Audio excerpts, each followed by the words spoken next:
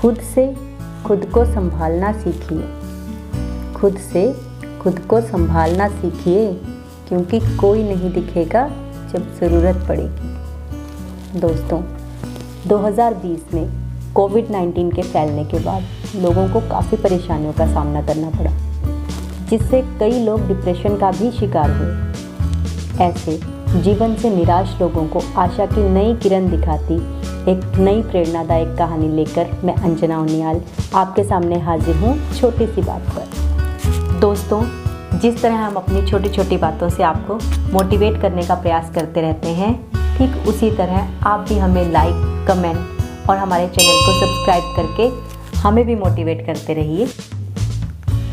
ये कहानी है एक होनहार लड़के की। वह लड़का जो 10वीं और 12वीं कक्षा में फर्स्ट क्लास टॉप करता है, लेकिन जब वह इंटरमीडिएट पास करने के बाद कॉलेज में प्रवेश पाता है, तब अचानक से उसके जीवन में बदलाव आ जाता है। दरअसल उसकी दोस्ती कुछ ऐसे लड़कों से हो जाती है जो कि उसको बिगाड़ रहे होते हैं। उस समय तो उसको इस बात का कुछ पता नहीं चलता। उसे लगता है कि वह अच्छे मार्क्स ले ही लेगा, थोड़ा बहुत मौज मस्ती करने में कोई हर्ज नहीं है। परंतु धीरे धीरे वह इस ऐश परस्ती का और मौज मस्ती करने का आदी हो जाता है। रोज़ पार्टीज करने में और लेट नाइट घर आने में उसको मज़ा आने लगता है, जिसकी वजह से उसकी पढ़ाई छूटने लग जाती है और उसका एहसास उसे उस दिन होता है जब उसका रिज़ल्ट आता है और उसे यह पता चलता है कि वह एक विषय में फेल हो गया है। इस बात से उसे काफ़ी धक्का पहुंचता है।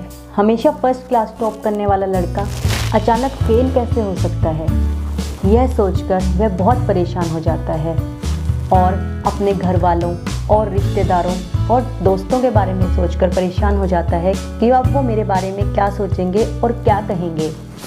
और इस वजह से वह सबसे अलग रहना शुरू कर देता है और डिप्रेशन का शिकार हो जाता है।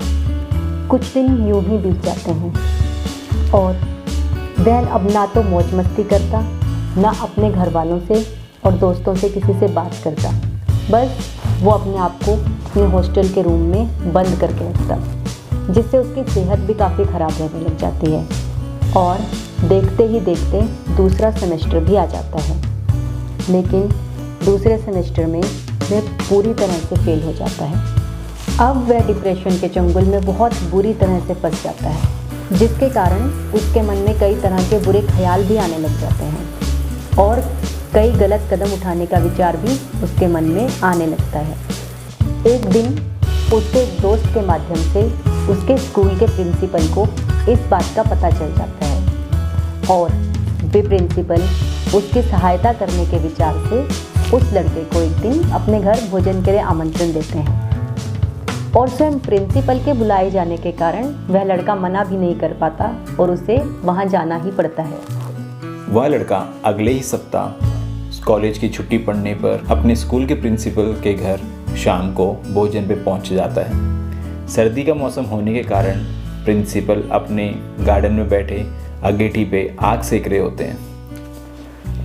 वह लड़का अपने प्रिंसिपल का अभिवादन कर दूसरी कुर्सी पर बैठ जाता है और फिर लंबे समय तक खामोशी छा जाती है। ना तो प्रिंसिपल सर कुछ बोल पाते हैं, ना ही वो लड़का कुछ बात करने की इच्छुक रहता है। अब प्रिंसिपल सर सोचते हैं, मैं किस तरह से इसे समझाने की कोशिश करूं। प्रिंसिपल सर एक अनोखे प्रकार का उदाहरण लेकर उसे समझाने की कोशिश करना चाहते थे। अचानक प्रिंसिपल सर एक अंगार का टुकड़ा उठाते हैं और उसे ज़मीन पर फेंक देते हैं। लड़का यह देखकर बड़ा ही चौंक जाता है। लड़का सोचता है, सर ने ये धधकता हुआ अंगार का टुकड़ा मिट्टी में क्यों फेंक दिया, और वह अपने प्रिंसिपल से पूछता है, सर आपने ऐसा क्यों किया। उस लड़के के इस प्रश्न पर प्रिंसिपल सर उसे जवाब देते हैं कि इसमें कोई बड़ी बात नहीं है, भले ही ये बूझ गया है, मैं फिर इसे उठा के अगेठी में डाल देता हूँ, ये पुनः जलने लग जाएगा। ऐसा कहते ही प्रिंसिपल सर उस अंगार के टुकड़े को उठाते हैं और पुनः अगेठी में डाल देते हैं, जिससे थोड़ी ही देर में वह पुनः जलने लग जाता है। तो प्रिंसिपल सर उसे समझाते हैं, बेटा ये अंगार का टुकड़ा तुम हो। जिस प्रकार जब आप अच्छी संगत में थे तो आप बिल्कुल इस अंगार के टुकड़े की तरह ही धधक रहे थे, और आपका भविष्य भी बिल्कुल इसी की तरह उज्जवल था। जिस प्रकार यह अंगार मिट्टी में जाने के बाद बुझ गया, उसी तरह से जब आप गलत संगत में गए तो आपके अंदर की जो प्रतिभा थी वो भी बुझ गई। लेकिन जीवन यहाँ पर समाप्त नहीं होता है। आपको चाहिए कि आप पुनः अपनी अच्छी संगत का अनुसरण करें और अपने भविष्य की ओर देखें और आगे बढ़ें। अब लड़का अपने प्रिंसिपल की बातों को बिल्कुल स्पष्ट समझ जाता है और उनसे वादा करता है कि अगले ही सेमेस्टर में वो पूरे मन से और ध्यान लगाकर अपनी पढ़ाई करेगा और सेमेस्टर में अव्वल आके दिखाएगा और आज के बाद अपने जीवन को इस अंगार की तरह हमेशा धधकता ही रखेगा। दोस्तों, तो हमें इस कहानी से क्या सीख मिलती है? चाहे आप कितने भी गंभीर डिप्रेशन में क्यों ना हो, तब भी आपको अपना काम करते रहना चाहिए और अपने जीवन को बेहतर बनाने का प्रयास करते रहना चाहिए। क्योंकि दोस्तों, ठहरा हुआ पानी और रुका हुआ इंसान हमेशा सड़ जाता है। इसीलिए दोस्तों, एक नए जोश, एक नए उमंग के साथ हर दिन आगे बढ़ते चलो।